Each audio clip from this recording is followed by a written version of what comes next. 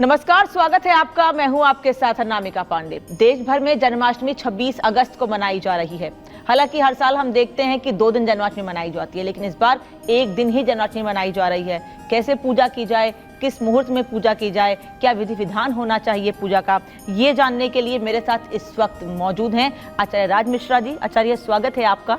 धन्यवाद। बहुत से सवाल है जन्माष्टमी को लेकर, लेकिन सबसे पहला सवाल कि भगवान का जन्म तो मनाते हैं रोहिणी नक्षत्र में, लेकिन मुहूर्त क्या, कैसे पूजा पाठ किया जाए, विधि विधान क्या हो पूजा पाठ का? जी बिल्कुल। सबसे पहले तो निश्चित रूप से इस पर हम विस्तार से चर्चा करें, और शायद नंद के आनंद भयो जय कन्हैया लाल वाली बात है तो हम सभी के जीवन में भगवान की आराधना से आनंद होता है। एक बात सभी लोगों को ध्यान रखना चाहिए कि जो बाल स्वरूप है, गोस्वामी तुलसीदास जी और भगवान शंकर ने एक शब्द कहा कि परमात्मा के बाल स्वरूप का स्मरण करने से, बाल स्वरूप का ध्यान करने से हमारी समस्त मनोकामनाएं पूर्ण होती हैं। श्री रामचरितमानस में गोस्वामी जी कहते हैं कि बंदौ बाल रूप सोई रामू और सब विद सुलभ जपत जिस नामू, जिनका स्मरण करने से समस्त मनोकामनाएं पूर्ण होती हैं, वो परमात्मा का बाल स्वरूप है। आज हम जन्माष्टमी पर चर्चा करने जा रहे हैं।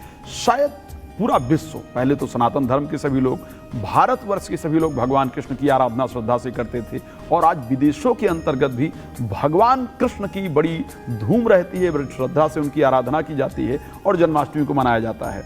हम चाहेंगे कि इस कार्यक्रम को हम लोग स्टार्ट करें, और कार्यक्रम को श्रवण करने मात्र से आपके जीवन में एक सुंदर फल आपको प्राप्त हो, भगवान की कृपा प्राप्त हो, भगवान कृष्ण की कृपा प्राप्त हो।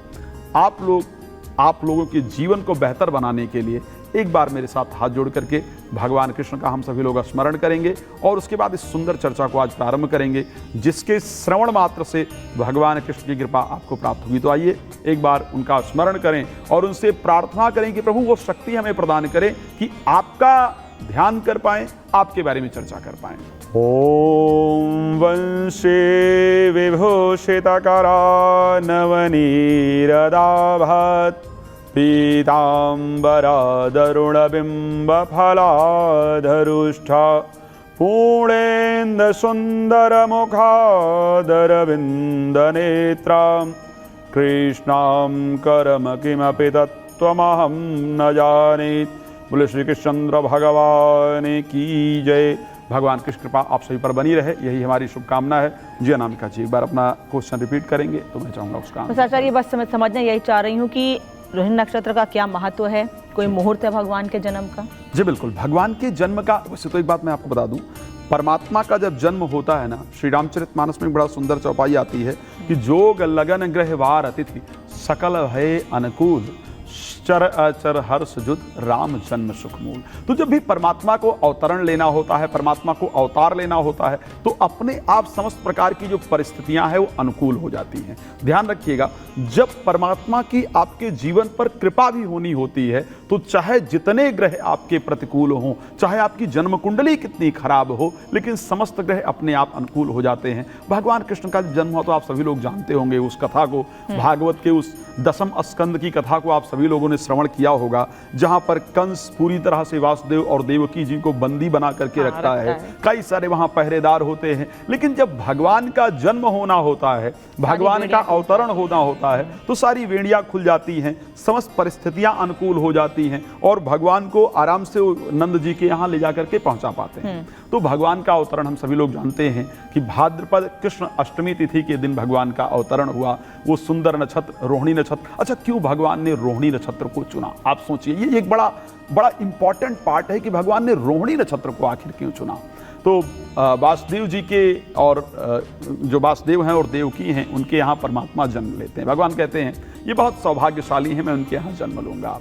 यशोदा और नंद जी उनका पूरा लालन पालन करते हैं, उनको खिलाते हैं। उन्होंने कहा उनके यहाँ मैं अपनी बाल लीलाओं को करूंगा। लेकिन नंद जी की एक और पत्नी है, क्षमा चाहूंगा मैं, वासुदेव जी की एक और पत्नी है जिनका नाम है रोहिणी, जो बहुत दिन से नंद जी के यहाँ रहती हैं। तो भगवान कहते हैं एक माता के यहाँ मैं जन्म लूंगा, ठीक है, एक माता मेरा लालन पालन करेंगी, लेकिन रोहिणी भी तो मेरी उसी प्रकार की माता है, आखिर उनके लिए मैं क्या कर रहा हूं? तो इसलिए भगवान ने अवतार का जो समय निर्धारित किया वो रोहिणी नक्षत्र के अंतर्गत निर्धारित किया, जिस टाइम पर चंद्रमा वृष राशि के अंतर्गत व्याप्त है, कर्क लग्न व्याप्त है। कर्क लग्न चंद्र का लग्न है, बहुत सुंदर जल तत्व लग्न माना जाता है, निर्मलता का लग्न माना जाता है, उजाले का लग्न माना जाता है।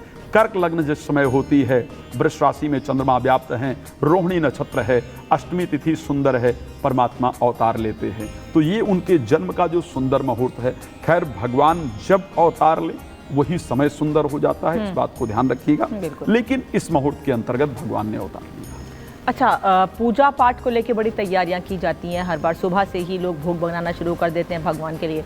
कई घरों में ऐसा होता है कि लोग रात में 12 बजे भगवान के जन्म के बाद अनाज खा लेते हैं, अन्न खा लेते हैं, दिन भर अन्न ग्रहण नहीं करते। लेकिन कई घरों में ऐसा होता है कि अगले दिन ही व्रत को खोला जाता है। तो इन दोनों में क्या अंतर है और इस बार पूजा का विधि विधान क्या और कैसे रहने वाला है? कई लोग खीरे से भगवान का जन्म करते हैं, खीरे को काटकर। कई लोग भय प्रकट कपाला गाकर ही भगवान का जन्म मनाते हैं। कैसे विधि विधान इस बार होगा? देखिए, सबसे पहले इस बार की जो जन्माष्टमी है बहुत सुंदर है, इस चीज को ध्यान रखिएगा। शायद मुझे लगता है कि अगर हम थोड़ा निर्धारण करें 20-25 वर्ष पीछे तक जाएं तो इस प्रकार का मुहूर्त नहीं हुआ है। आप सभी लोगों ने देखा है कि किस प्रकार होता है। कभी अष्टमी तिथि नहीं होती है, कभी रोहिणी नक्षत्र नहीं होता है, कभी जन्माष्टमी आज है तो आधी जगह कल मनाई जा रही है। जनरली ये हमारे यहाँ होता रहा है। ये एक पंचांग की पूरी प्रक्रिया है। क्यों ऐसा होता है उस पर हम कोई चर्चा कर सकते हैं।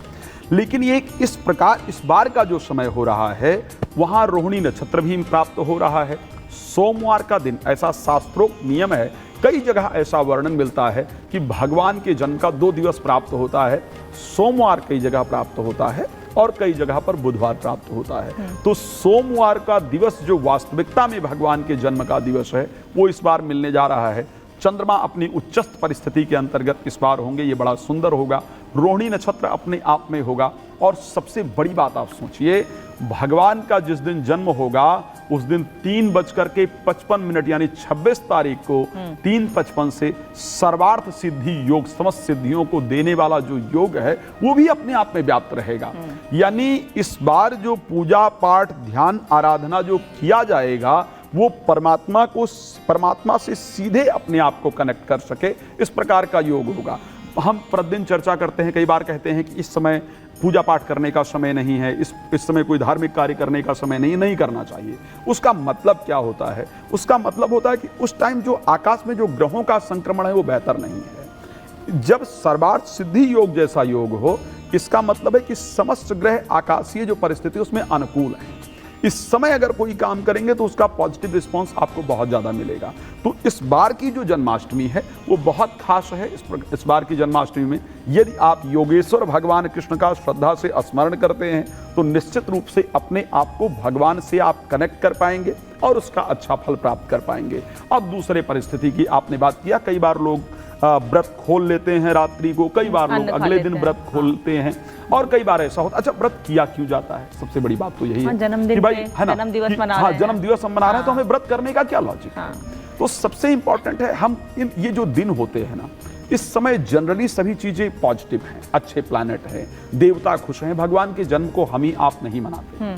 श्री रामचरितमानस में लिखा है कि राम जी का जब जन्म हुआ तो मास दिवस कर दिवस भा, मरम न जाना कोई, रथ समेत रवि था क्यों निशा कौन विध होय।